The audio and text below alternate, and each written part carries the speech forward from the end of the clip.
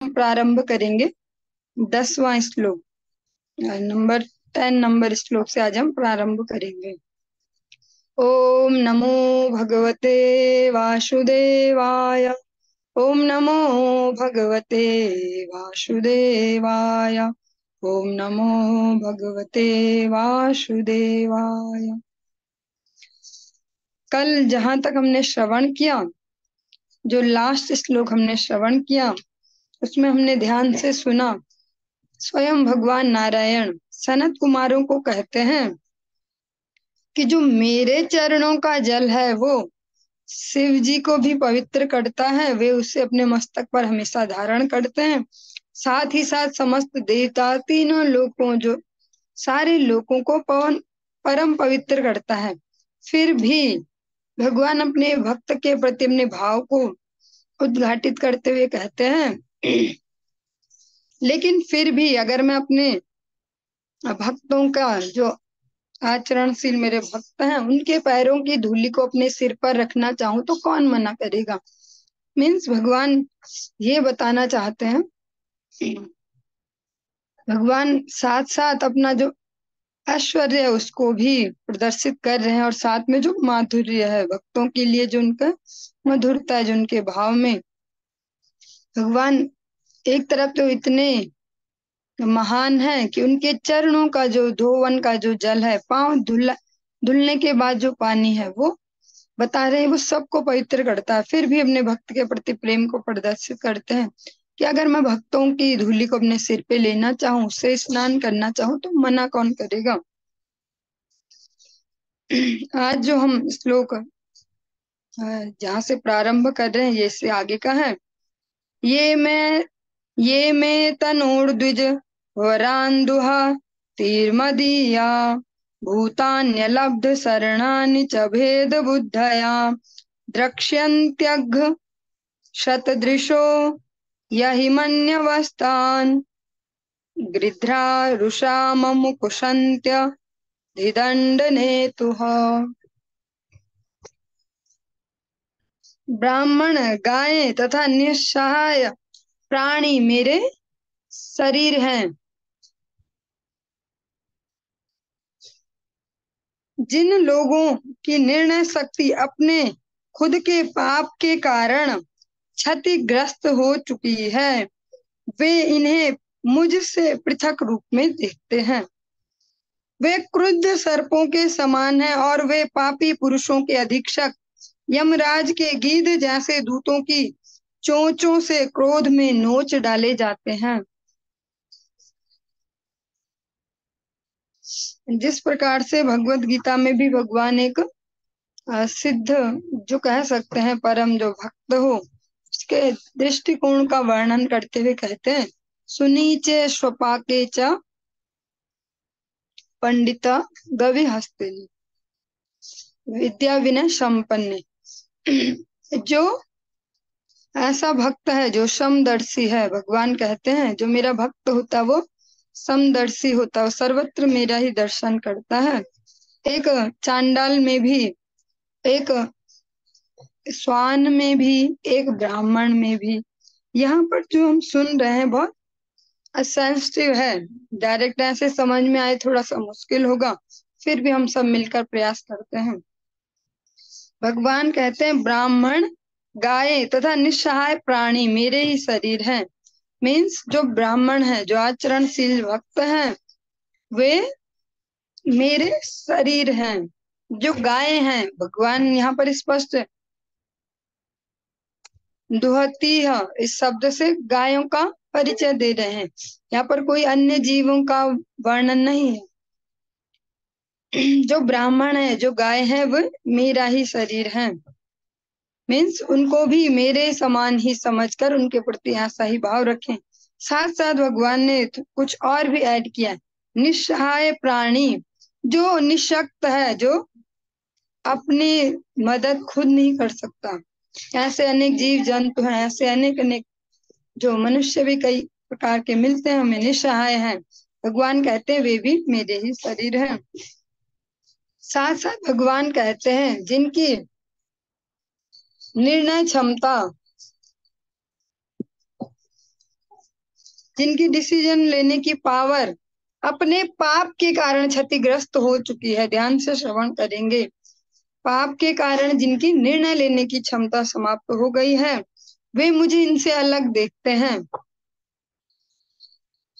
और इसको अगर समझे, आज की डेट में जो दिखते हैं ऐसे so called practical, intellectual, so called पढ़े लिखे टाइप, अब हम उनको देखते हैं कि ये तो जल्दी जल्दी डिसीजन ले लेते हैं, अपने स्वार्थ वाले फटाफट से लेते हैं। अब ऐसा कर लिया, वैसा कर लिया। फिर भगवान ऐसा क्यों कर रहे हैं कि निर्णय क्षमता क्षतिग्रस्त हो चुकी है। निर्णय क्षमता क्षतिग्रस्त हो चुकी है, ये कहा जा रहा है विवेकी निर्णयों के लिए, जो सही निर्णय है, जिनसे हमारा परम मंगल होने वाला है, वो कैसे क्षतिग्रस्त हो गई, कैसे समाप्त हो गई वो निर्णय क्षमता। पापों के कारण। जब जीवन में कोई भी पुण्य कर्म हम नहीं करेंगे तो फिर पापों की अधिकता हो जाएगी, और उससे जो विनय युक्त, जो विवेकी निर्णय है, उनको लेने में हम असमर्थ हो जाएंगे। भगवान कहते जो ऐसे लोग हैं जिनकी जो सही डिसीजन मेकिंग पावर जो समाप्त हो गई है अपने पापों के कारण, वे मुझ में और इनमें भेद देखते हैं। इसमें अनेक सो कॉल्ड कर्म कांडी, अनेक सो कॉल्ड धार्मिक लोग भी आ जाते हैं इस वर्ग में, कि जो भगवान को तो भगवान बोल सकते हैं, अच्छा भगवान होते हैं, पर गाय में और भगवान एक जैसे तो नहीं हो सकते। एक जानवर और भगवान एक जैसा कैसे होगा? क्या कह सकते हैं ये ब्राह्मण ब्राह्मण ही ज्यादा ही मचाया रहता है, ऐसे कुछ थोड़ी ना होता है। वो भी मनुष्य है, सब एक ही जैसे तो हैं। तो वो भेद बुद्धि उसी में रहेगी जिनकी पापों की अधिकता हो गई है। ये महाभारत के रेफरेंस से समझे। हम जो भोजन मंत्र, जो हम जब प्रसाद ग्रहण करते हैं तो जो मंत्र बोला जाता है, जो प्रार्थना की जाती है, उसमें भी स्पष्ट है, महाप्रसादे गोविंद नाम ब्राह्मणी वैष्णवे स्वल्प पुण्यवताम राजन विश्वासो नैव जायते। जिनके अल्प पुण्य है, उनका भगवान के पवित्र नाम में, भगवान के प्रसाद में, ब्राह्मणों में और वैष्णवों में, जो आचरणशील भक्त होते हैं, आचरणशील ब्राह्मण होते हैं, उनमें उनकी श्रद्धा उत्पन्न नहीं होती। जिनके पाप अधिक हैं, जिनके पुण्य कम है, उनकी श्रद्धा उत्पन्न नहीं होती। वे क्रुद्ध सर्पों के समान हैं। ऐसे लोगों की तुलना भगवान करते हैं जो बहुत ही गुस्से में है, ऐसे सांपों से उनकी तुलना करते हैं। फिर साथ साथ उनकी गति भी बताते हैं। और देखा ही जाता है ऐसे लोग जो भगवान को जिन्होंने सरेंडर नहीं किया, जो भगवान को परम सत्ता नहीं मानते, वे इस प्रकार से आध्यात्मिक कृत्यों के प्रति ऐसे हमेशा गुस्से में ही रहेंगी। क्या सोचते, इनकी चोंचलेबाजी रहती है, ड्रामेबाजी रहती है, ऐसा कहते हैं।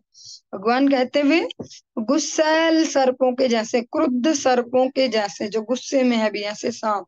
और उनकी गति भी बताते हैं। फिर जब वो सांप है तो उनकी गति कहाँ होगी? लास्ट गति।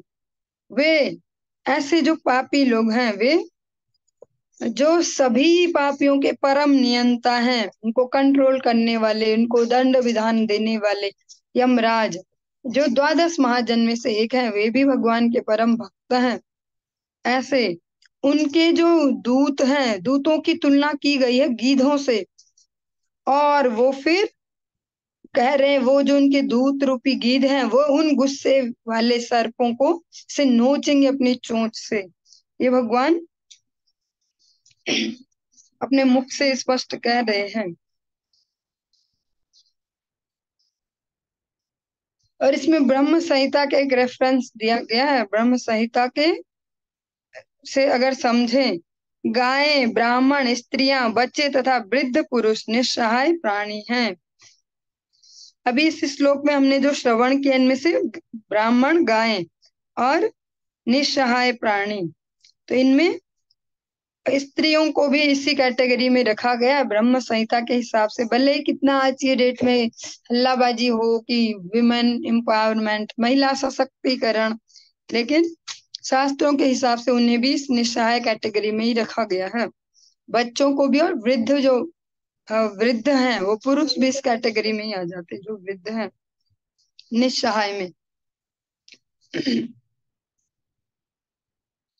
ये ब्राह्मण मयि धिया क्षिपतो अर्चयन्तः तुष्यद्धृदः स्मितसुधोक्षित पद्मवक्त्राः वाण्यानुरागकलयात्म जवद्गृणन्तः सम्बोधयन्त्यः मिवाह मुपाहृतस्तैः।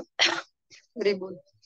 दूसरी ओर ऐसे लोग जो हृदय में पुलकित रहते हैं और अमृत तुल्य हंसी से आलोकित अपने मुख से ब्राह्मणों द्वारा कटु वचन बोलने पर भी उनका आदर करते हैं, वे मुझे मोह लेते हैं। वे ब्राह्मणों को मुझ जैसा ही मानते हैं और प्रिय वचनों से उनकी प्रशंसा करके उन्हें उसी तरह शांत करते हैं जिस तरह पुत्र अपने क्रुद्ध पिता को प्रसन्न करता है, या जिस तरह मैं तुम लोगों को शांत कर रहा हूँ। भगवान कितने प्रैक्टिकल हैं। भगवान बहुत ज्यादा प्रैक्टिकल हैं और साथ में इमोशंस तो हैं। भगवान बहुत अच्छे से एक्सप्लेन कर रहे हैं उन चारों कुमारों के समक्ष जो उनके सेवकों की गलती से क्रोधित हैं। हमें ध्यान रखना होगा जो हम श्रवण कर रहे हैं वो एक सीन का हिस्सा है। सीन ये है कि भगवान के जो दो सेवक हैं जय विजय, उन्होंने भगवान के जो भक्त हैं चार सनत कुमार, उनके प्रति कुछ अपराध किया है। भगवान अभी उनको कन्विंस कर रहे, उनको शांत कर रहे। दूसरी तरफ भगवान कहते हैं जो ऐसे लोग हैं जो हमेशा हृदय में आनंदित रहते हैं और मुख पर भी जिनके प्रसन्नता रहती है, हमेशा ऐसे नहीं हमेशा मलिन मुख लेके घूमते रहो, अपना भी दिन खराब और जो दर्शन करे उसका भी दिन खराब। तो भगवान कहते हैं अमृत तुल्य हंसी से आलोकित अपने मुख से जिनके मुखमंडल पर हमेशा प्रसन्नता रहती है। जब कोई आचरणशील जो कोई ब्राह्मण कोई भक्त उन्हें कुछ कठोर वाणी भी बोल दे तो भी वे उसका आदर करते हैं। फिर वो भाग नहीं जाते कि ये तो बहुत डांटते हैं भागो यहाँ से, फिर भी वो भागते नहीं है, वे उनका आदर करते हैं। वे भगवान कहते हैं वे मेरा मन मोह लेते हैं। ऐसे जो लोग होते हैं वे ब्राह्मणों को मुझ जैसा ही मानते हैं। जिस प्रकार से हम अपने गुरु वर्ग से हमेशा सुनते हैं हरि गुरु वैष्णव, ये तीनों ही कड़ी बहुत इंपॉर्टेंट है, इसमें से एक को भी हटाया नहीं जा सकता कि चलो भगवान भगवान मिल जाए और गुरु वैष्णव का क्या काम है, या सोचे हरि गुरु मिल जाए वैष्णव का क्या काम है। ऐसा नहीं, ये तीनों ही जब फिट होते हैं तो वो एक पजल सॉल्व होती है। तीनों को ही संतुष्ट रखना अनिवार्य है भक्ति में बढ़ने के लिए। प्रिय वचनों से उनकी प्रशंसा करके उन्हें उसी तरह शांत करते हैं। और भगवान कह रहे जो ऐसे होते हैं हमेशा जो प्रसन्न रहते हैं, जिनका मुख हमेशा मृदु हास्य से मंडित रहता है, हमेशा जिनके चेहरे पे मुस्कान रहती है, और जो अपने से श्रेष्ठ जनों से, जो मेरे भक्तों से जो श्रेष्ठ भक्त हैं उनसे, उनके कभी क्रोध करने पर भी शांत बने रहते हैं, ऊपर से प्रयास करते हैं उनको प्रसन्न करने का। कैसे प्रसन्न करते हैं? जैसे हम घरों में देखते हैं कि कोई माता पिता कभी क्रोधित हो जाए तो बच्चे जैसे उनको मनाने का प्रयास करते हैं अलग अलग प्रकार से। और भगवान साथ में अपना एग्जाम्पल दे रहे हैं कि जैसे मैं तुम्हें करना चाह रहा हूँ अभी शांत, मैं भी तो तुम्हें मना रहा हूँ ऐसे अलग अलग प्रकार से। तो ऐसे ही जो करते हैं उनसे मैं मोहित रहता हूँ, वो मेरे मन को मोह लेते हैं। तन्मे स्वभर्तुरव शायमलक्ष लक्ष्मणो युष्मद् व्यतिक्रम गतिम प्रतिपद्य सद्यः भूयो ममान्तिकमितां तदनुग्रहो मे यत्कल्पतामचिरतो भृतयोर्विवासः। मेरे इन सेवकों ने अपने स्वामी के मनोभाव को न जानते हुए आपके प्रति अपराध किया है, इसलिए मैं इसे अपने प्रति किया गया अनुग्रह मानूंगा। यदि आप यह आदेश दें कि वे मेरे पास शीघ्र ही लौट आए तथा मेरे धाम से उनका निर्वासन काल शीघ्र ही समाप्त हो जाए। और अभी जो सीन हम समझ सकते हैं एक एंगल से, जो चारों कुमार हैं जिस प्रकार से कोई नूतन भक्त हो उसको सब प्रसन्न रखते हैं, ऐसे ही भगवान बस ऐसे ही कर रहे हैं। उनको किसी प्रकार शांत रखने का। और चिंता किसकी है मन में? अपने भक्त, अपने सेवकों की चिंता है, उन दोनों की। भगवान उनसे कह रहे हैं कि इन्होंने मेरे मन के भाव को नहीं जाना कि मेरा कैसा मेरा सोचने का तरीका क्या है, या मैं क्या चाहता हूँ, या आने वाले को रोका जाए या नहीं, ऐसा कुछ विचार नहीं किया और आपके प्रति अपराध किया है। और मैं ये बहुत बड़ी कृपा मानूंगा आपकी, आप चारों की। क्या मानूंगा?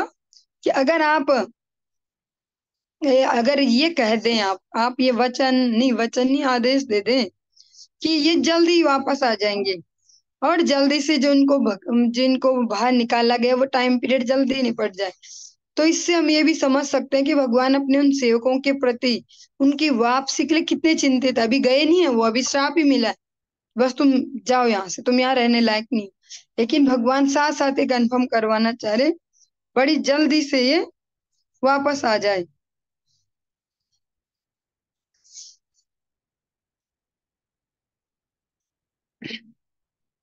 ब्रह्मोवाच अथ तस्यो सतीं देवीमृषि कुल्यां सरस्वतीं नाश नास्वाद्य मन्युदष्टानां तेषामात्माप्यतृप्यत।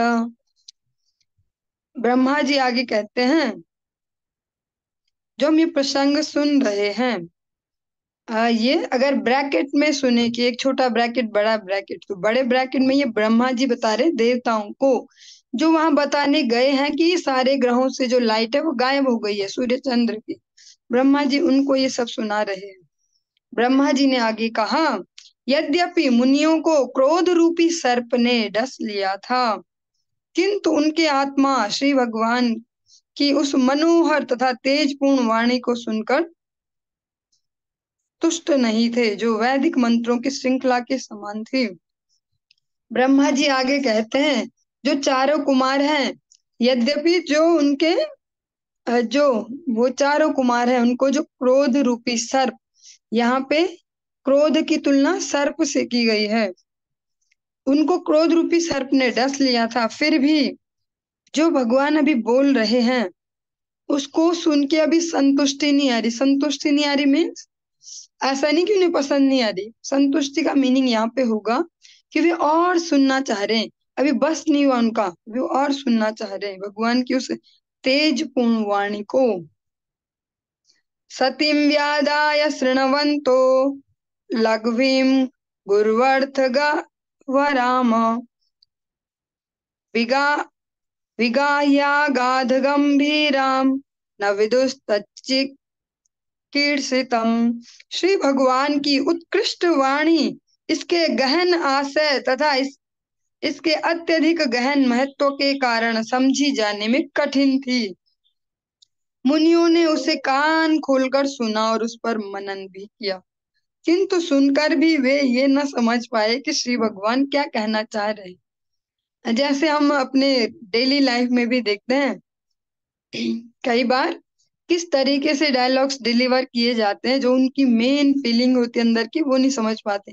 कुछ लोग उनके शब्दों में ही घूम के रह जाते हैं। ऐसे ही भगवान के अंतर में क्या स्थित है? अपने भक्त, उनके सेवकों की चिंता, और जो सामने आ रखे हैं उनसे भी, अपने सेवकों के लिए भी डर है कि ये कहीं और गुस्सा न हो जाए ऐसे। लेकिन भगवान बाहर से जिस तरीके से बातें घुमा रहे हैं ऐसे ऐसे कि देखो मैं इनसे खुश रहता हूँ, मुझे जो मेरे चरणों का जल है उससे सब पवित्र होते हैं, लेकिन मैं फिर भी अपने भक्तों के चरण धूलि से स्नान करना चाहता हूँ, ऐसे ऐसे। तो जो भगवान की वाणी ऐसी ही है, कैसे घुमावदार, उसके गूढ़ अर्थ को नहीं समझ पा रहे अभी वो। क्योंकि भगवान बोल भी इसी तरीके से रहे, जैसे हम इस जगत में भी देखते हैं कुछ लोग ऐसे इसमें परफेक्ट होते हैं ऐसे शब्दों को बोलने में, कि सामने वाला सोचा अच्छा ऐसा ऐसा और अंदर में कुछ और मीनिंग, तो वो भी नहीं समझ पा रहे एक्चुअल में कि भगवान वास्तव में क्या कहना चाह रहे। वो भी बार बार के शब्दों को सुन पा रहे हैं, वे मनन भी कर रहे हैं भगवान की उस वाणी पे, फिर भी पता नहीं कर पा रहे। ते योग माययारब्ध परामेष्ट्य महोदयम् रोचुः प्राज्वलयो विप्राः पररिष्टाः शुभितत्वचः। तो भी चारों ब्राह्मण मुनि उनका दर्शन करते हुए अति प्रसन्न थे और उन्होंने अपने संपूर्ण शरीरों में रोमांच का अनुभव किया। तब वे उन श्री भगवान से इस प्रकार बोले, जिन्होंने अपनी योग माया से परम पुरुष की बहुमुखी महिमा को प्रकट किया था। और आज ये चारों मुनि पहली बार भगवान का बाहर से अपने हृदय में तो करते थे ध्यान में दर्शन, बाहर से पहली बार इनको दर्शन प्राप्त हो रहा है। पहली बार अब कुछ बोलेंगे भगवान के समक्ष, तो फिर उनको शरीर में रोमांच का अनुभव हो रहा है। जैसा आप सभी ने भी कई बार इसको अनुभव किया होगा, जब हमें कभी किसी ऐसी सभा में बोलना होता है कि जहाँ हमने कभी पहले ऐसे बोला नहीं है, तो जो अंदर में कुछ अलग सी फीलिंग आती है, उसको ही यहाँ पर कहा जा रहा है। उन्होंने अपने शरीरों में रोमांच का अनुभव किया और वे भगवान तब वे उन श्री भगवान से इस प्रकार बोले, जिन्होंने अपनी माया से परम पुरुष की बहुमुखी महिमा को प्रकट किया था। अब वे भगवान के सामने बोलने को उत्साहित हैं। पहली बार भगवान के आगे मुंह खोलेंगे आज। ऋषया ऊचुः न वयं भगवन् विद्म स्तवदेव चिकीर्षितम् कृतो मे अनुग्रहश्चेति यद् यदध्यक्षः प्रभाससे। ऋषियों ने कहा, हे पूर्ण पुरुषोत्तम भगवान, हम यह नहीं जान पा रहे हैं कि आप हमारे लिए क्या करना चाहते हैं। वे चारों कुमार अब भगवान को कहते हैं कि हम नहीं समझ पा रहे कि आप क्या कहना चाह रहे हैं या क्या हमारे साथ क्या करना चाह रहे हैं, क्योंकि आप सबके परम शासक होते हुए भी हमारे पक्ष में बोल रहे हैं, मानो हमने आपके साथ कोई अच्छाई की हो। मीन्स जैसे हम अपने जीवन में भी देखते हैं, ऐसे आप लोग अनेक बार इसको अनुभव करते होंगे। कई बार होता है ना, जैसे इसको चलो ऐसे समझ सकते हैं सरलता से, बहुत इजीली। जैसे आप सभी के घर में छोटे छोटे बच्चे होंगे, तो कई बार देखते हैं कि बच्चे कुछ गड़बड़ कर रहे हैं, कुछ गलती कर दी है छोटे बच्चे ने, तो एक आदमी उसको अगर डांट रहा है और वो बस रोने को या गुस्से में या ऐसे कुछ है उसका विचार उस बच्चे का, तब तक कोई दूसरा फैमिली मेंबर आएगा, वो उसकी साइड ले लेगा, नहीं नहीं इसने तो बहुत बढ़िया किया, तो बहुत बढ़िया बच्चा है, ऐसा नहीं है, वो तो ऐसा करता है, देखो ऐसा करता है ऐसे। तो ऐसे ही भगवान ने यहाँ पे सनत कुमारों के साथ किया है। वो वही स्पष्ट बोल रहे हैं कि हम ये नहीं समझ पा रहे, तो वो बच्चा भी कंफ्यूज हो जाता है कि मैंने किया तो है गड़बड़, मैंने गड़बड़ तो की है, पर ये मेरी साइड में क्यों बोल रहे, मेरी तारीफ क्यों कर रहे। तो ऐसे वो चारों कुमार आज पहली बार भगवान के दर्शन कर रहे हैं और वो भी रियलाइज कर रहे हैं कि हमने गुस्सा कर दिया, वो भी समझ गए। लेकिन जब भगवान ने उनका पक्ष ले लिया, इस तरीके से सारी बातें बोल रहे हैं भगवान अपनी सारी चतुरता को यूज करके, तो वो भी कंफ्यूज है।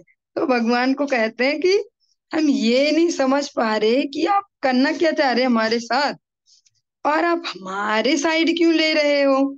आप तो हमारी साइड ऐसे ले रहे हो जैसे हमने कुछ बढ़िया काम किया आपके लिए। हाँ, और आप तो सबके शासक हो, नियंता हो, आप तो सुप्रीम कंट्रोलर हो, सब आपके अंडर में है, फिर आप ऐसे हमारी साइड ले रहे हो जैसे हमने कुछ आपका फायदा किया हो। हमें ये समझ में नहीं आ रहा कि क्या चल रहा है। वो भी कंफ्यूज हो गए। ब्रह्मण्यस्य परम दैवम ब्राह्मणा किल ते प्रभो विप्राणाम देव देवानाम भगवान आत्मदैवतम। हे प्रभु, आप ब्राह्मण संस्कृति के परम निदेशक हैं। ब्राह्मणों को सर्वोच्च पद पर आपके द्वारा माना जाना अन्यों को शिक्षा देने हेतु आपका उदाहरण है।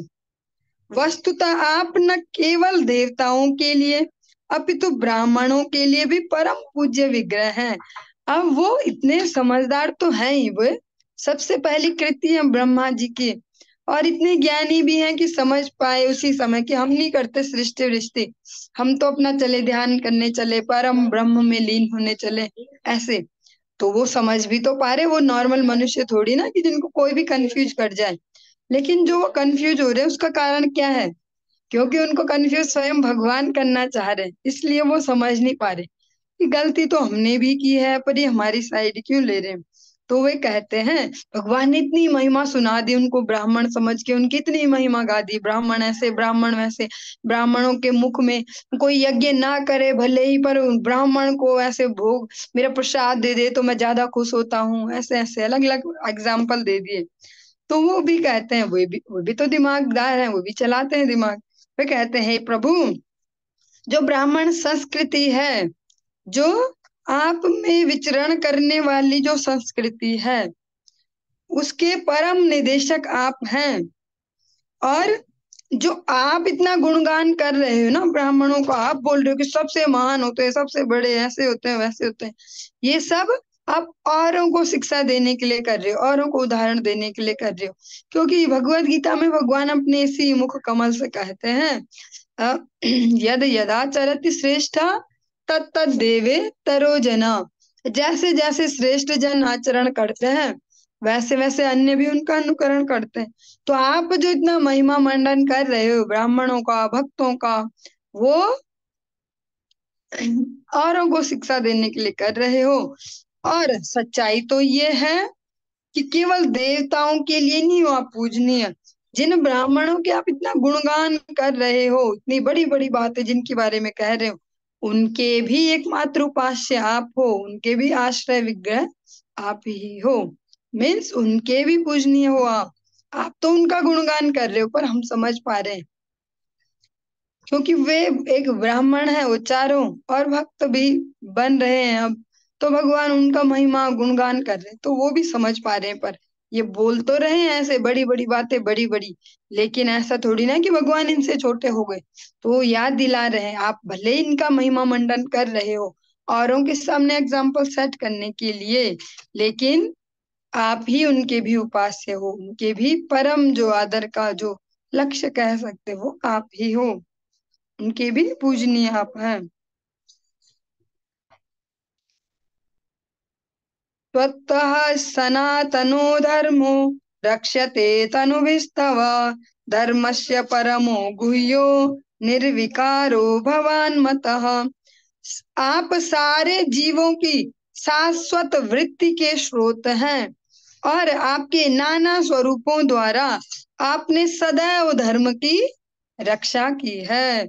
आप धार्मिक नियमों के परम लक्ष्य हैं, और हमारे मत से आप अक्षय तथा शाश्वत रूप से अपरिवर्तनीय हैं।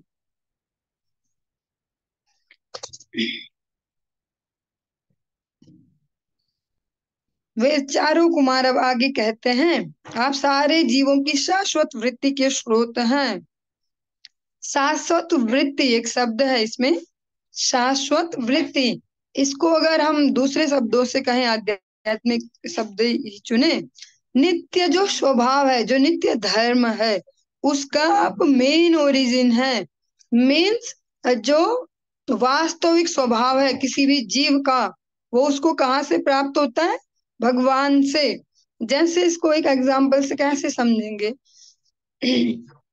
जैसे भगवान आनंद वस्तु है, आनंद चिन्मय सदुज्वल विग्रहस्य, तो जो जीव का वास्तविक स्वभाव है वो भी आनंद की प्राप्ति ही है, आनंद की खोज में है।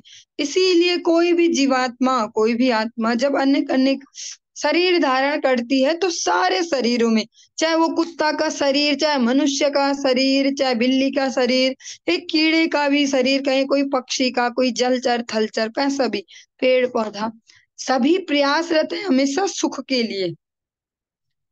हमेशा कैसे प्रयासरत है? अपने सुख के लिए, हमेशा आनंद की खोज में। ये जो उनका बेसिक नेचर है वो कहाँ से आया है? वो भगवान से ही आया है।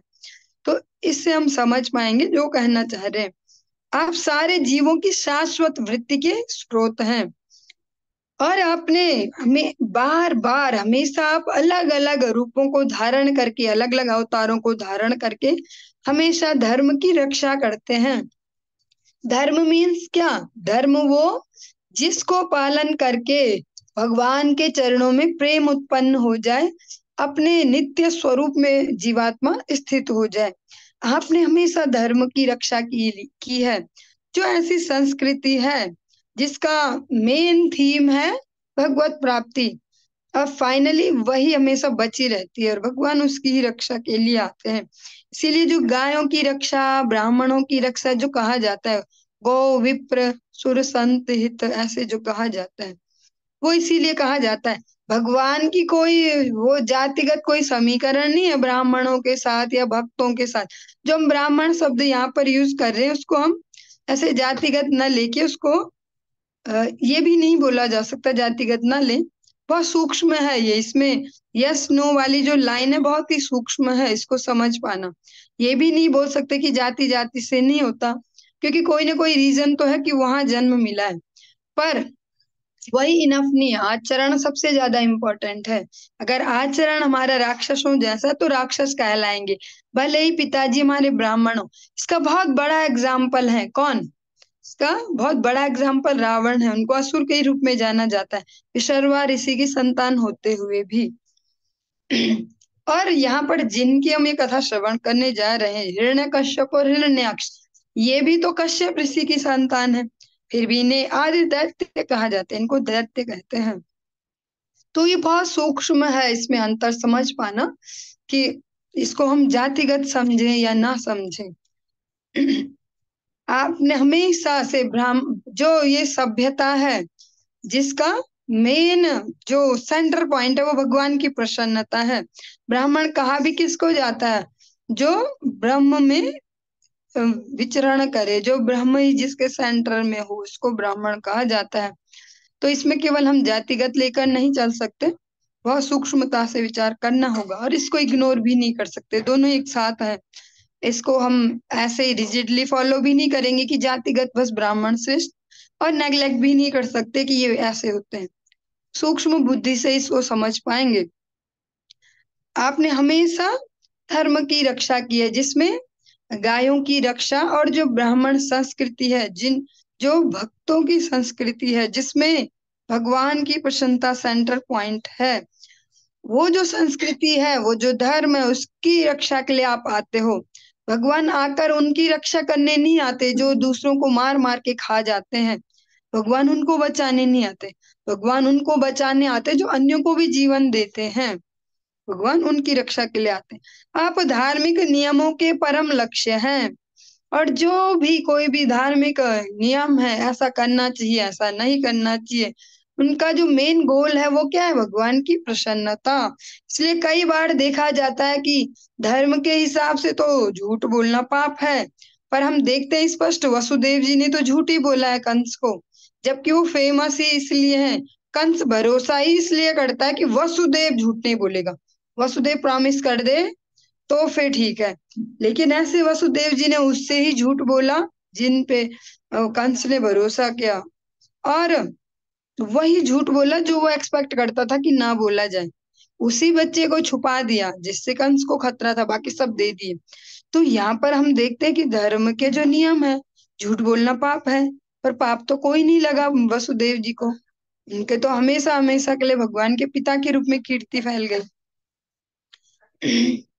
तो यहाँ पर यही कहा जा रहा है कि जो भी धार्मिक नियम है उनका परम लक्ष्य हो आप। हमारे मत से और कहते हैं, हमें तो यही लगता है, हमने जो आज तक समझा है जाना है उसके हिसाब से हम ये कह सकते हैं कि आप अक्षय हैं। अक्षय मीन्स अक्षय, क्षय मीन्स नष्ट होना, आ लग के वो विलोम हो गया अक्षय। आपका कभी नाश नहीं होता है, अक्षय हैं आप, तथा शाश्वत रूप से अपरिवर्तनीय है, और आप अपरिवर्तनीय है। आप में कोई भौतिक संसर्ग से परिवर्तन नहीं आता। जैसे हम अपने अपने आप में देखते होंगे, हम सभी पर्सनली भी इसको चेक कर सकते हैं। जब हम देखते हैं कि हम कोई भक्तों से मिलते हैं, हाँ, या कोई प्रोग्राम ऐसा अटेंड करके आ रहे हैं, ठाकुर जी का कोई उत्सव है, कोई इस प्रकार का हम जब अटेंड करते हैं, तो मनोदशा कैसी है, और उसी शरीर से उसी मनोदशा से अब हम देखिए कि हमारे आसपास का सीन बदल गया। जो लोग हैं हमारे आसपास वो बहुत रजोगुणी है, शादी वादी का कोई माहौल है, ऐसे हमें बुलाया है, या ऐसी सारी गपशप चल रही है कि भैया नए कपड़े और ऐसी वाली साड़ी या ऐसी ड्रेस, ऐसे गहने, ऐसे ऐसे, तो देखेंगे कि हमारा मन भी कुछ चेंज हो रहा है। लेकिन ये कुमार भगवान को कहते हैं आप शाश्वत रूप से अपरिवर्तनीय हैं, आप में नहीं आता ऐसा कोई चेंज। जब कोई भी भौतिक संसर्ग आप में परिवर्तन नहीं लाता, कोई भी परिस्थिति, व्यक्ति, कोई भी विचार का संग करने से आप में चेंज नहीं आता, वो भगवान को कहते हैं आप शाश्वत रूप से, मतलब हमेशा, ऐसा नहीं कि कभी और कभी, हमेशा आप अपरिवर्तनीय हैं। 19 नंबर श्लोक तक हम पहुंच गए। तरन्ति यज्ञसा मृत्युम निर्वृत्ता यदनुग्रहात् योगिना स भवान् किंस्विद् अनुग्रहेत यत्परः। श्री भगवान की कृपा से योगी जन तथा अध्यात्मवादी समस्त भौतिक इच्छाओं को छोड़कर अज्ञान को पार कर जाते हैं। इसलिए यह संभव नहीं है कि कोई परमेश्वर पर अनुग्रह कर सके। अब जो भगवान इतनी लच्छेदार घुमावदार ऐसे घुमा घुमा के जो बातें बोली थी उनके आगे, उनको जो सरल भाषा में अगर लोकल लैंग्वेज में समझना चाहे, भगवान जो हवा भर रहे थे उनमें, ऐसे उनको ऐसे उड़ाना चाह रहे कि बस ये खुश हो जाए ऐसे, तो वो भी समझ पा रहे हैं। वो कौन से कोई ऐसे पगलाए से नॉर्मल मनुष्य है जिसमें हवा भरे तो भर जाए, लेकिन हवा भरने वाले भी वहां भगवान है, ये भी ध्यान देना होगा कि फिर भी वो समझ पा रहे हैं। इतनी सूक्ष्म उनकी बुद्धि है, इतनी विवेकशील उनकी बुद्धि है। कहते हैं श्री भगवान की कृपा से योगी जन तथा अध्यात्मवादी समस्त भौतिक इच्छाओं को छोड़कर अज्ञान को पार कर जाते हैं। वे कह रहे हैं भगवान आपकी कृपा से जो योगी जन है, योगी जन कौन से, जो आप समझते होंगे, योगी जन वो नहीं जो अनुलोम विलोम करते दिखे हमें योगी हो गए, या कोई सा एक आसन करते दिखे शीर्षासन कर रहे हैं, ऐसा ये योगी जन। योगी जन वो योग, वो जो कंप्लीट योग है, ये योग का एक हिस्सा है, प्रारंभिक बिल्कुल बेसिक जनरल सा हिस्सा है प्राणायाम, इसके बाद भी बहुत सारे इसके अंग हैं। तो जो संपूर्ण योग करने वाले जो योगी जन हैं, जो आज उपलब्ध नहीं होंगे, ऐसे योगी जन और आध्यात्मवादी और जो भी आध्यात्मिक राज्य में कार्य कर रहे हैं, प्रयास कर रहे हैं आगे बढ़ने का, हरि बोल, वे सब आपकी कृपा से भौतिक इच्छाओं को छोड़ पाते हैं और अज्ञान को पार कर पाते हैं, आपकी कृपा से, आपके अनुग्रह से। और ये क्या पॉसिबल है कि कोई आप पर अनुग्रह करे, भगवान पर कोई अनुग्रह करे? ऐसा क्यों बोला इन्होंने? क्योंकि भगवान ने इनसे जो लास्ट बात बोली थी वो यही बोली थी कि आप अगर मुझ पर कृपा करो, अगर आप अनुग्रह करो, तो ये कंफर्म कर दो कि ये जल्दी से जल्दी वापस आ जाएंगे वैकुंठ में। उसी शब्द को पकड़कर वो ये बात बोल रहे कि आपके अनुग्रह से तो योगी जन अध्यात्मवादी ये सब पार हो पा रहे हैं, अपनी भौतिक इच्छाओं के क्लेश से मुक्त हो पा रहे हैं। और ऐसा कौन होगा जो आप पे कृपा कर दे? क्योंकि भगवान का अनुग्रह ही समस्त जो जीव है उनका एकमात्र गोल है, भगवान की प्रसन्नता। इसको अगर हम सरलता से समझना चाहें, इसको हम रिलेट कर सकते हैं जो तुलसीदास जी ने जो इतने प्रेम से कहा केवट वाले प्रसंग में, जब भगवान केवट से पूछते हैं कि आपको क्या क्या चाहिए, ऐसे उतराई, ये मैं ये दे दूंगा, ये अंगूठी, ऐसे, तो वो स्पष्ट कहते हैं अब का छुना थे न चाहिए मोरे, अब का छुना थे न चाहिए मोरे, दीन दयाल अनुग्रह तोरे, दीन दयाल अनुग्रह तोरे। जो जो निष्काम भक्ति के लिए प्रयासरत हैं, जो शुद्ध भक्ति की ओर आगे बढ़ना चाहते हैं, वे भगवान से उनका अनुग्रह ही मांगते हैं और नहीं मांगते कुछ। अनुग्रह मीन्स कृपा। और भगवान की वास्तविक कृपा क्या है? भगवान अपनी सेवा में अधिकार दें, अपनी स्मृति हमेशा बनाए रखें, यही तो भगवान। और अपने भक्तों में हमारी जो बुद्धि है उनकी सेवा में लगाए रखें, उनके अनुगत्य में लगाए रखें, तो केवट भी भगवान को यही कहते, कुछ नहीं चाहिए मुझे, सब तो मिल ही जाएगा। जो आप पैसे देना चाह रहे हो, सामान देना चाह रहे हो पार ले जाने के लिए, वो तो और लोग भी दे ही देंगे, और भी तो चढ़ते हैं इस नाव में। पर जो केवल आप ही दे सकते हो वो है आपका अनुग्रह, अपनी कृपा मुझे दो। ये यहाँ पर ये सनत कुमार कहते हैं कि आपके अनुग्रह से सारे लोग पार हो पा रहे हैं, भौतिक कलमशों से मुक्त हो पा रहे हैं। तो फिर ऐसा कौन होगा जो आप पे अनुग्रह करेगा, जो आप शब्द यूज कर रहे थे अभी, क्या अनुग्रह। यम वै विभूतिरुपयात्य अनुलेवेलमन्येर् अर्थार्थेभ्यः स्वशिरसा धृतपादरेणुः धन्यार्पिताङ्घ्रितुलसी नवदाम धाम्नो लोकं मधुव्रतपतेरिव कामयान। जिनके चरणों की धूल अन्य लोग अपने सिरों पर धारण करते हैं, वही लक्ष्मी देवी आपकी प्रतीक्षा में खड़ी रहती हैं, मानो नियुक्त की गई हो, क्योंकि वे उन भौरों के राजा के धाम में स्थान सुरक्षित करने हेतु उत्सुक रहती हैं, जो आपके चरणों पर किसी धन्य भक्त के द्वारा अर्पित तुलसी दलों की ताजी माला पर मंडराता है। बहुत ही जो बोल सकते हैं सुंदर से अलंकारमयी वाणी है, और हमारे लिए भी बहुत अच्छा है, गुरु वैष्णव का अनुग्रह है। इस प्रकार से जो हमारे दिन भर की जो क्लेश वाला जो जीवन है, क्लिष्ट क्लिष्ट अलग अलग परिस्थितियां आने वाली, उनसे पहले हम इन ना जो भगवान और उनके भक्तों की चर्चा उनको सुन पाते हैं। ये बहुत बड़ा अनुग्रह है गुरु वैष्णव का हमारे ऊपर। वे चारों कुमार कहते हैं, अब अभी तक तो भगवान लगा रहे मक्खन, अब उन्होंने शुरू कर दिया, लेकिन भगवान तो उनको वैसे प्रसन्न करने के लिए कर रहे थे, लेकिन वो यथार्थ में कह रहे, वो भगवान पे हवा नहीं बनना चाह रहे, वो यथार्थ सत्य कह रहे हैं। जिनके चरणों की धूल अन्य लोग अपने सिरों पर धारण करते हैं, जिन लक्ष्मी जी के चरणों की धूल सब लोग अपने सिर पे धारण करते हैं। प्रैक्टिकली कैसे, जैसे किसी के भी घर में जाओ तो लक्ष्मी जी के चरणों की छाप कहीं कहीं लगी हुई है, ऐसे ऐसे सब जगह। तो जो जिनके चरणों की धूल सब चाह रहे कि हमारे ऊपर आ जाए, जो इतनी पावरफुल है ऐसी लक्ष्मी जी, जिनके सब फैन है, सारे लोग जिनके प्रशंसक है, जिनको चाह रहे इनकी दया हो जाए, इनकी दया, वो भी आपके लिए वेट कर रही है, लाइन में लगी है वो भी। और कैसे लगी है, जैसे ड्यूटी दी गई हो इनको, किसी ने बोला बस यहाँ खड़े रहना, हटना मत यहाँ से, ऐसा उनको देख के लग रहा है, लेकिन ऐसा उन्हें कहा नहीं गया। वो ऐसे खड़ी हो रखी है आपके लिए वहां पे प्रतीक्षा के लिए, जैसे किसी ने इनको बोला हो कि भैया सैलरी कट जाएगी या दंड मिलेगा अगर हिले यहाँ से, ऐसे खड़ी रहती है, ऐसे तत्परता से, क्योंकि वे उन भौरों के राजा के धाम में स्थान सुरक्षित करने हेतु उत्सुक रहती हैं। चलो इसको सरल भाषा में समझने का प्रयास करते हैं। जब कोई भक्त जिस पर भगवान की कृपा है वास्तव में, वो भगवान के लिए जब तुलसी जी की माला भगवान के श्री चरणों में अर्पित करता है, तो इस जगत में हम देखते जो भंवरे हैं वो फूलों पर ही आते हैं, लेकिन यहाँ पर कहा जा रहा है कि तुलसी दलों की खुशबू के लिए भी आते हैं।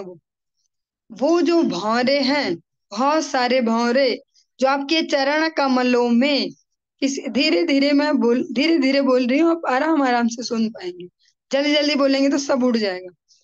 जो आपके चरणों में किसी धन्य भक्त ने, जिस पे आपकी कृपा है, उन्होंने आपके श्री चरणों में तुलसी जी की कोई माला समर्पित की है, और बहुत सारे भंवरे आ जाते हैं उसकी, जो उसकी खुशबू है उससे आकर्षित होके, और उनमें भी एक जो जो उनमें भी जो राजा है उनके, तो उस राजा को तो स्पेशल वहां पर वो मिलने वाला ना स्थान, अरे छोड़ो ये राजा जी के लिए जगह छोड़ो ऐसे।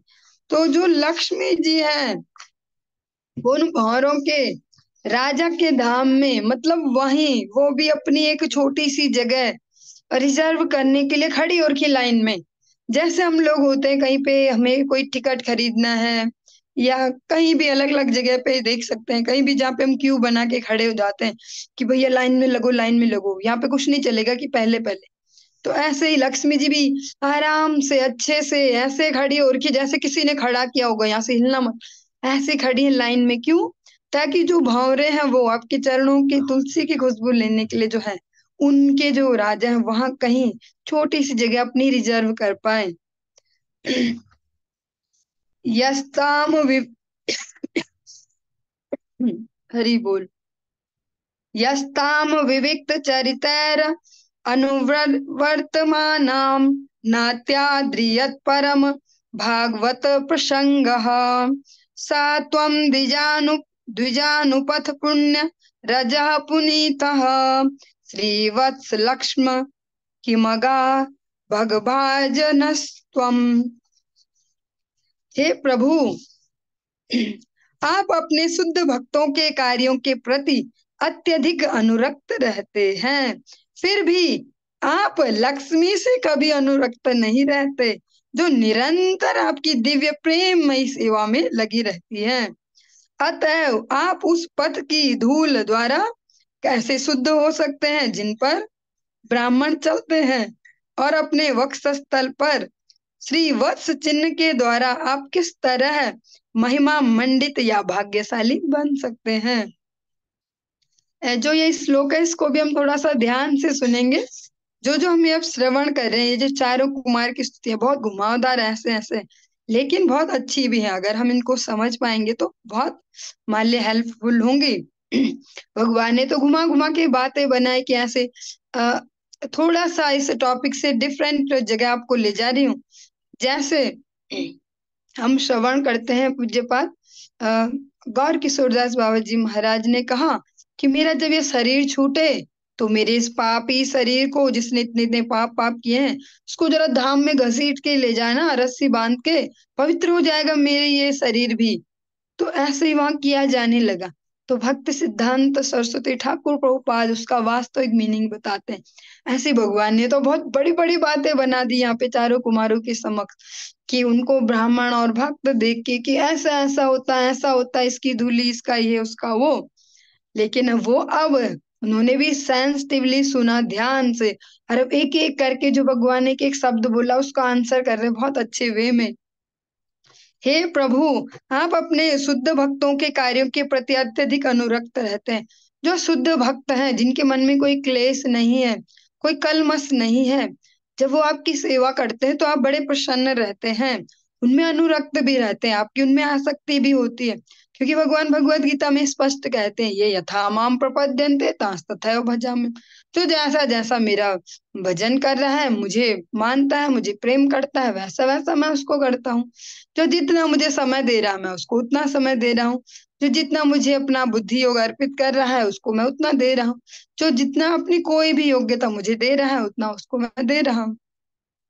लेकिन चारों कुमार कहते हैं कि लक्ष्मी जी के मामले में ये बदल जाता है। आपका ये जो आपका ये सिद्धांत है ना, लक्ष्मी जी के मामले में बदल जाता है। वो भी कलमश रहित हैं, वो भी आपकी हमेशा सेवा करती रहती हैं, फिर भी आप उनमें अनुरक्त नहीं होते। बाकी सब भक्तों में आप अनुरक्त हो जाते हो, उनमें नहीं होते, जबकि वो निरंतर आपकी दिव्य प्रेममयी सेवा में लगी रहती हैं। इसलिए अब आप ये बताओ, अतएव आप उस तो अब आप ये बताओ कि जो लक्ष्मी जी के पीछे सारी दुनिया लगी है, ये वाला एंगल भी है एक। दूसरा एंगल ये है कि वो भी बहुत अच्छे से सेवा करती है, और भगवान जो सेवा करते हैं उनमें आसक्त होते हैं, पर लक्ष्मी जी में नहीं है। तो वो कह रहे हैं, जब ऐसी जो लक्ष्मी जी इतना कर रही है उनमें आपकी कोई आसक्ति नहीं है, तो अब आप ये बताओ कि जो आप अभी बातें बना रहे थे कि चरण धूलि में सिर पे ही ले लो तो कौन रोकने वाला, तो अब आप ये बताओ कि जिस रास्ते पे वो ब्राह्मण, वो भक्त, वो चल रहे हो, उस रास्ते की धूली आपको कैसे शुद्ध बना देगी। मीन्स आपका इतना बड़ा लेवल है, लक्ष्मी जी को कि आप इग्नोर मत रहे, तो वो धूली आपको शुद्ध कैसे करे। और अब ये बताओ, अपने वक्षस्थल पर श्री वत्स चिन्ह के द्वारा आप किस तरह महिमा मंडित या भाग्यशाली बन सकते हैं।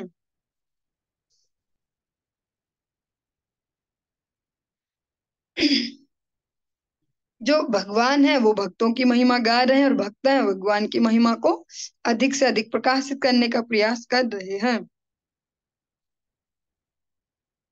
भगवान ये कहना चाह रहे थे कि भगवान के पास जो कुछ है ऐश्वर्य, वो ब्राह्मण और जो वैष्णव हैं, जो भक्त हैं, उनके कृपा से है। लेकिन यहाँ पर स्पष्ट और सही वे में प्रैक्टिकली कह सकते हैं, सही लॉजिक के साथ चारू कुमार कह रहे हैं कि आप तो ये कह रहे हैं इनकी दया से मेरा ऐसा इनका ऐसा, लेकिन जो वास्तव में जिनको सच में सारे श्री जिनको कहा जाता है, लक्ष्मी जी को, जिनसे ही सारे ऐश्वर्य मिलते हैं सबको, वो लक्ष्मी जी को तो आप भाव भी नहीं देते। वो आपके वक्षस्थल में भी वो लक्ष्मी जी का चिन्ह स्थित है। और फिर आप ये बताओ कि जब जिनकी कृपा से सब खुद को गौरवान्वित महसूस कर रहे हैं, जो ऐश्वर्यवान बनते हैं लक्ष्मी जी, उनको तो आपने ऐसे फेंक रखा है, ऐसे छोड़ रखा, बस उनको कोई लाइट नहीं देते, कोई अटेंशन नहीं देते। तो आप ये बताओ कि उनकी दया से जो ऐश्वर्यवान है, जो भी भक्त हैं, वैष्णव हैं, वो उनकी चरण धूलि से आप कैसे शुद्ध हो रहे हो, या उनके देने से, उनकी कृपा से आप कैसे ऐश्वर्यवान हो रहे। थोड़ा सा शब्द ऐसे ऐसे मुझे भी डिलीवरी में वो हो रहा, थोड़ा सा अजीब सा, फिर भी अपेक्षा करते हैं आप समझ पा रहे होंगे। मीन्स भगवान ज्यादा से ज्यादा महिमा वर्णन कर रहे थे ब्राह्मणों की, वैष्णव के, और सनत कुमार उन्हें फिर सही लॉजिक से सही बात भी समझा रहे कि जो लक्ष्मी जी सब पे कृपा करती हैं, जिनकी कृपा से सब धन्य मानते हैं। अगर प्रैक्टिकली आज के समय में भी देखें हम, तो कोई योग्यता ना भी हो पर पैसा ज्यादा है किसी पे या कुछ भी है तो उसकी ज्यादा गुणगान है, या जो लक्ष्मी जी के अन्य रूप भी है, किसी का ऐश्वर्य ज्यादा है, किसी की इज्जत ज्यादा है, और किसी की लोक प्रशंसा ज्यादा है, ऐसे ऐसे, तो वो सब लक्ष्मी जी की वजह से ही है। और ऐसी लक्ष्मी जी को तो आप कोई भाव नहीं दे रहे, तो आप कैसे बोल सकते कि उनकी दया से जो ऐसे ऐश्वर्यवान बने, उन भक्तों की, उन ब्राह्मणों की कृपा से आप ऐश्वर्यवान बने। धर्मस्य ते भगवत स्त्रीयुग त्रिभिः स्वैः पद्भिश्चराचरमिदं द्विजदेवतार्थं नूनं वृतं तदभिघाति रजस्तमश्च सत्त्वेन नो वर्धया तनुवानिरस्य। हे प्रभु, आप साक्षात धर्म हैं, अतः आप तीनों युगों में अपने आप को प्रकट करते हैं और इस तरह इस ब्रह्मांड की रक्षा करते हैं जिसमें चर तथा अचर समस्त जीव रहते हैं। आप शुद्ध सत्व रूप तथा समस्त आशीषों को प्रदान करने वाली कृपा से देवताओं तथा द्विजों के रजो तथा तमो गुणों को भगा दें। बहुत ही सुंदर, बहुत ही प्रैक्टिकल यहाँ पे प्रार्थना की है उन्होंने भगवान से कि आप ही समस्त ब्रह्मांडों की रक्षा करने वाले हैं। समस्त जो चर अचर जो भी प्राणी हैं, जीव हैं, सबकी रक्षा आप ही करते हो। तो जो आपकी कृपा है, जो आपकी यथार्थ कृपा है, उसके द्वारा जो देवता हैं, जो द्विज हैं, जिनका आप इनका इतना गुणगान कर रहे हो, जो भक्त हैं, उनके रजो और तमो गुणों को भगा दें, मीन्स उनकी रक्षा करे रजो और तमो गुण से। और यही भक्तों की वास्तविक प्रार्थना भी होती है, क्योंकि जब हम भगवान के पथ में या थोड़ा सा भी भगवान की ओर ऐसे लगने का प्रयास करते हैं, तो फिर जो सारे ऐश्वर्य हैं वो उस व्यक्ति की ओर भागने लगते हैं, उस पे धन बढ़ने लगेगा, इज्जत बढ़ने लगेगी, और भगवान के चिन्हों को धारण करेगा तो सुंदरता भी बढ़ने लगेगी, अलग अलग प्रकार से उस पे सब बढ़ने लग जाता है। तो फिर रजोगुण तमोगुण भी तो बढ़ेगा। तो ये यहीं पर यही चारों कुमार कंफर्म करवाना चाह रहे हैं कि आप उनकी रक्षा करें उस तमोगुण से, उस रजोगुण से। और यही भक्तों की हमेशा प्रार्थना होती है कि ठाकुर जी, जो आपके जो आप ये दे रहे हो ना अंधाधुन, जो आपकी माया देवी के प्रताप से सब मिलता है, क्योंकि अगर भगवान के मार्ग में झूठे भी लगे तो फिर देखते सब प्राप्त होता है। वृंदावन में एक ब्रजवासी हैं, एक मोहन भैया उनको हम कहते हैं, वो दर्शन वगैरह करवाने में हेल्प करते हैं, उनके अपनी गाड़ी से ले जाते हैं, इजीली दर्शन हो जाते हैं। तो एक बार, बहुत वर्ष हो गए, 11-12 साल हो गए होंगे, तो वो एक बार बता रहे थे, इस प्रकार से उन्होंने बोल रहे थे, किसी का एग्जाम्पल भी दिया कि कोई व्यक्ति था, उसने झूठे ही तिलक कंठी पहन ली, फिर वो वहां गया, उसको इतना आदर मिला, ऐसे ऐसे। वो अपने उन एग्जाम्पल से फाइनली ये बताना चाह रहे थे कि अगर भगवान के नाम पे हम ढोंग भी करते हैं ना, जिसको ढोंग कहते हैं, कि केवल ढोंग के लिए कंठी पहन ली, तिलक लगा लिया, धोती पहन लिया, ऐसे जो भी ऐसे अच्छे से बन गए, तो भी बहुत सारी इज्जत मिलने लगेगी, पैसा मिलने लगेगा, ये मिलेगा, टेंशन मिलेगी, सब मिलेगा। तो ऐसे ही यहाँ पर स्पष्ट कहा जा रहा है कि हे प्रभु, आप अपने जो वास्तविक कृपा है, जो आपका वास्तविक आशीर्वाद है, उसके द्वारा जो आपके ऐसे अनुगत जन है उनके रजोगुण और तमोगुण को भगा दें, क्योंकि ये सब फ्री में आएगा फिर उनके पास, तो इसलिए उनकी आप रक्षा करें। चलिए आज के इस प्रसंग को हम यहीं पर ही विराम देंगे, आगे कल कंटिन्यू करेंगे। हरि बोल।